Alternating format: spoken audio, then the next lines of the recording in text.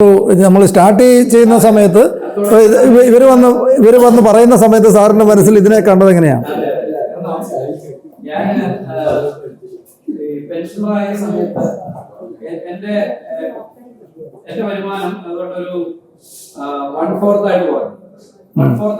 അപ്പൊ ഞാൻ വലിയൊരു പ്രതിസന്ധിപ്പെട്ടു. എങ്ങനെ ഇതിനെ അതിജീവിക്കുമെന്നുള്ളത്. പക്ഷെ ആ സമയത്ത് നമ്മളൊരു അഗ്രികൾച്ചർ മേഖല തിരഞ്ഞെടുത്തു. അത് കഴിഞ്ഞിട്ട് ഈ പ്രോഡക്ട്സിന്റെ ഉപയോഗം കൊണ്ട് ഈ പ്രോഡക്റ്റിന്റെ ഒരു കോൺഫിഡൻസ് എനിക്ക് കിട്ടി. അപ്പൊ അത് മറ്റുള്ളവരെ പരിചയപ്പെടുത്താൻ തോന്നി. അങ്ങനെ നാച്ചുറൽ ആയിട്ടാണ് സംഭവിച്ചെങ്കിൽ പോലും പിന്നെ ഇത് ഒരു സാമൂഹ്യ നന്മയായിട്ട് എനിക്ക് മനസ്സിലായി. കാരണം ഒട്ടേറെ കർഷകർക്ക് നമുക്ക് ഒരു വലിയ സപ്പോർട്ട് ചെയ്ത് കൊടുക്കാനായിട്ട് സാധിച്ചു എന്നുള്ളതാണ് ഇതിന്റെ ഏറ്റവും വലിയ ഇതിനകത്ത് കിട്ടിയ ഒരു അഡ്വാൻറ്റേജ് ആയിട്ടാണ്. പിന്നീട് ഞാൻ അതിനകത്തൂടെ വരുമാനം എനിക്ക് കണ്ടെത്താൻ പറ്റി. ഞാൻ ആ 1/4 ആയിട്ട് നിന്ന എന്റെ വരുമാനത്തിന് ഞാൻ എന്റെ ആ ഫുൾ ശമ്പളം കിട്ടിക്കൊണ്ടിരുന്ന സമയത്തൊക്കെ കൂടുതലായിട്ടുള്ള ആ ഒരു വരുമാനത്തിലേക്ക് എനിക്ക് മാറാനും സാധിച്ചു. അത് കഴിഞ്ഞിട്ടിപ്പോ എപ്പോഴും എനിക്ക് കോഴ്സ് കൊണ്ട് തന്നെ നമുക്ക് എനിക്ക് തന്നെ പറ്റാത്ത രീതിയിലേക്ക് വന്നു. പിന്നീടാണ് നമ്മുടെ ഈ ബിസിനസ് മീറ്റിൽ പങ്കെടുത്ത് കഴിഞ്ഞപ്പോഴത്തേക്കാണ് അല്ലെങ്കിൽ കൂടുതൽ കാര്യങ്ങൾ മനസ്സിലാക്കി കഴിഞ്ഞപ്പോഴത്തേക്കാണ് ഇത് നമുക്ക് ഒറ്റയ്ക്ക് ചെയ്യാൻ പറ്റുന്ന ഒരു കാര്യമല്ല. നമുക്ക് കൂടുതൽ ആളുകളിലേക്ക് ഈ സാധനം എക്സ്പാൻഡ് ചെയ്ത് അല്ലെങ്കിൽ സ്പ്രെഡ് ചെയ്ത് കൊടുത്തു കഴിഞ്ഞാൽ മാത്രമേ അതിലൂടെ നടക്കുന്ന ബിസിനസ് ആയിരിക്കും നമ്മുടെ യഥാർത്ഥ ഒരു വരുമാന സ്രോതസ്സായിട്ട് മാറുന്നതെന്ന് മനസ്സിലാക്കി.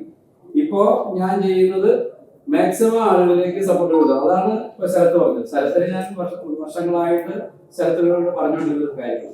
പക്ഷെ ഇപ്പൊ ശരത്തിനെ പോലുള്ള അല്ലെങ്കിൽ ദീപനെ പോലുള്ള ആൾക്കാർ അപ്പൊ അദ്ദേഹമൊക്കെ ഇവരൊക്കെ ഓരോ ചെറിയ ഷോപ്സ് എക്കോ ഷോപ്പ് നടത്തുന്നു. അദ്ദേഹം വേറെ ഷോപ്പ് നടത്തുന്നു. ഇവരൊക്കെ ഷോപ്പിലേക്ക് ഒതുങ്ങി നിന്ന ആൾക്കാരാണ്. അപ്പൊ എനിക്ക് ഇവരുടെ ആ ഒരു കാലിബർ എന്താണെന്ന് മനസ്സിലായി. ഇവരെ ഒരിക്കലും അങ്ങനെ ഇവരെ നിൽക്കേണ്ടവരല്ല. ഇവർക്ക് ഭയങ്കര പൊട്ടൻഷ്യൽ ഉള്ളവരാണ്. ആ പൊട്ടൻഷ്യൽ ഉള്ള ആളുകളാണെന്ന് ഈ ഫീൽഡിലേക്ക് ഇറങ്ങി കഴിഞ്ഞാൽ ഇവർക്ക് വലിയ വിപ്ലവം സൃഷ്ടിക്കാൻ പറ്റും എന്നുള്ള ഒരു തിരിച്ചറിവുണ്ടായി. അതുകൊണ്ടാണ് ഞാൻ ഇവരെ കൂടുതൽ കോൺസെൻട്രേറ്റ് ചെയ്തത്. ഇതുപോലെ തന്നെ റോബിനൊക്കെ ക്വാളിഫൈ ചെയ്തിട്ടുള്ള ആളാണ്. പക്ഷെ റോബിൻ ഇന്ന് രാവിലെ വിളിച്ചു പറഞ്ഞു എന്നെ ഒരു GPS അദ്ദേഹത്തിന്റെ സ്റ്റാർട്ട് ചെയ്തു. ഇത് കഴിഞ്ഞ മീറ്റിംഗിന്റെ ഒരു ഇമ്പാക്ട് കഴിഞ്ഞ മീറ്റിംഗിന്റെ ഒരു ഇമ്പാക്ട് ആണ് റോബിനുണ്ടായത്. റോബിനൊപ്പം തന്നെ അല്ലെങ്കിൽ പുള്ളി നേരെ ചെയ്തുകൊണ്ടിരിക്കുള്ളൂ. പുള്ളി കുറച്ച് സാധനം പഠിച്ചു വെച്ചോടെ കച്ചവടം കൂടി ഷോപ്പ് തുടങ്ങാൻ പോകും.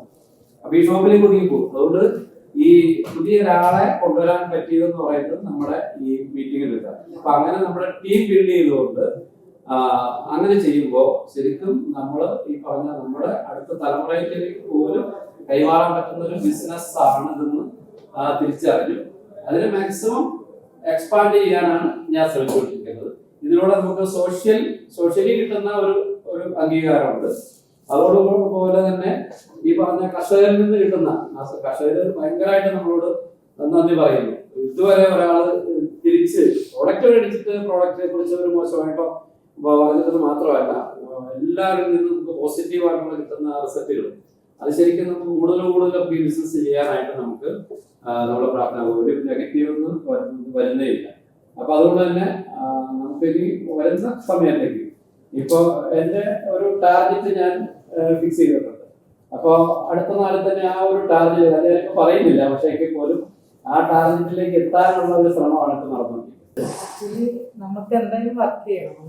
വെറുതെ ഇരുന്നിട്ട് കാര്യമില്ല. ഞാൻ വിചാരിച്ചു ഇത്രയും നല്ല ജെന്യൂൻ ആയിട്ടുള്ള പ്രോഡക്ട്സ് നമ്മുടെ കയ്യിലുള്ളപ്പോ ആള് ചെയ്യുന്നു, ഞാൻ അതിനെ സപ്പോർട്ട് ചെയ്യാം. മാക്സിമം ഒരു സപ്പോർട്ട് കൊടുക്കുക, അത്രയാണ് ഞാനിപ്പോ ചെയ്യുന്നത്. അപ്പൊ ആ ഒരു നമുക്ക് പറ്റുന്ന പോലെ അല്ലെങ്കിൽ എന്തായിരിക്കും ഇപ്പം ജോജോണെ തന്നെ ഇത് ചെയ്യാനായിട്ട് റിസ്റ്റോയ്ക്ക് പോസിറ്റീവായിട്ട് തോന്നിയത്? അല്ലെങ്കിൽ റിസ്റ്റോ ഇപ്പം പറയുകയാണ് അല്ലെങ്കിൽ റിസ്റ്റോയ്ക്ക് താല്പര്യം ഇല്ലെങ്കിൽ ചിലപ്പോൾ ചെയ്യാൻ പറ്റില്ല. സപ്പോർട്ട് കൊടുക്കുന്നതാണല്ലോ ചെയ്യുന്നത്. അപ്പൊ എന്തായിരിക്കാം ഇത് ചെയ്തോ പ്രാക്ടീസോ അല്ലെ മറ്റു കാര്യങ്ങളിലേക്ക് തിരിയാതെ ഇത് ചെയ്തോ എന്ന് പറയാനുള്ള റീസൺ എന്താണ്? അതാ പ്രോഡക്റ്റിന്റെ ക്വാളിറ്റി. നമ്മൾ യൂസ് ചെയ്ത് ഞാൻ ഇപ്പൊ യൂസ് ചെയ്യുന്ന അത് അന്ന് യൂസ് ചെയ്ത് ഇന്നും ഞാനത് കണ്ടിന്യൂസ് ആയിട്ട് നമ്മൾ യൂസ് ചെയ്യുന്ന നമുക്ക് പറ്റുന്ന കുറെ പ്രോഡക്ട്സ് ഉണ്ട്. ക്വാളിറ്റി ഒരു രക്ഷയില്ല. അത് നമ്മൾ അങ്ങനെ തന്നെ പറയണം. അത്രയും നല്ല പ്രോഡക്ട്സ് ആണ്. അപ്പൊ ഇത്രയും നല്ല പ്രോഡക്ട്സ് ഓരോരുത്തരും ഇപ്പൊ സ്കിന്നിനൊക്കെ പല അതും ഇതൊക്കെ യൂസ് ചെയ്തിട്ട് പല പ്രോബ്ലംസ് പറയുമ്പോൾ എനിക്ക് അറിയുന്ന ഇത് ഞാൻ പറഞ്ഞു കൊടുക്കാറുണ്ട്. ഇത്രയും നല്ലൊരു പ്രോഡക്റ്റ് നമുക്കിപ്പോ ഫേസ് വാഷ് ആയിട്ട് നിങ്ങൾ അതൊക്കെ യൂസ് ചെയ്യും, സ്കിന്നൊക്കെ നല്ല ഇതായിട്ടിരിക്കും. നമ്മൾ യൂസ് ചെയ്യുന്നത് വെച്ച് ഞാൻ അങ്ങനെ പറയാറുണ്ട്. അപ്പൊ ക്വാളിറ്റി തന്നെയാണ് നമ്പർ 1. അത് ആൾക്കാരിലേക്ക് എത്രയും നമുക്ക് എത്തിക്കാൻ പറ്റുന്നു, അഗ്രികൾച്ചർ ആയിക്കോട്ടെ അല്ലെങ്കിൽ ഹെൽത്ത് കെയർ ആയിക്കോട്ടെ, നമുക്ക് എത്തിക്കാൻ പറ്റുകയാണെങ്കിൽ അത് അത്രയും നല്ലത്. അപ്പൊ അത് മാക്സിമം ആൾക്കാരിലേക്ക് എത്തിക്കുക എന്നുള്ളൊരു ലക്ഷ്യമാണ് കാണുന്നത്. ഇൻകം അങ്ങനെയൊന്നും ഞാൻ അങ്ങനെ ചിന്തിക്കുന്നില്ല. പക്ഷെ ഇൻകം നമുക്ക് വേണമല്ലോ, സ്വാഭാവികമായിട്ട് ഇൻകം നമുക്ക് വേണം. അതും നമുക്ക് അതിലൂടെ നല്ലൊരു രീതിയിൽ കിട്ടുന്നുണ്ട്, വലിയ ടെൻഷനില്ല. അപ്പൊ ഇത്രയും നല്ലൊരു ബിസിനസ് അല്ലെങ്കിൽ ഇത്രയും നല്ലൊരു ജോലി എല്ലാം നന്നായി പോകുന്നു. അത് തന്നെയാണ് ഈ ഗ്രീൻ പ്ലാനറ്റിന്റെ ഒരു വിജയം, അല്ലെങ്കിൽ നമ്മുടെ ഒരു വിജയം എന്ന് ഞാൻ വിചാരിക്കുന്നു. പിന്നെ നിങ്ങൾക്ക് ഒന്നിച്ച് ചെയ്യാൻ പറ്റുന്നു അല്ലേ? അതെ അതെ അതെ, അത് തന്നെയാണ് ഏറ്റവും വലിയ കാര്യം. ഓക്കെ,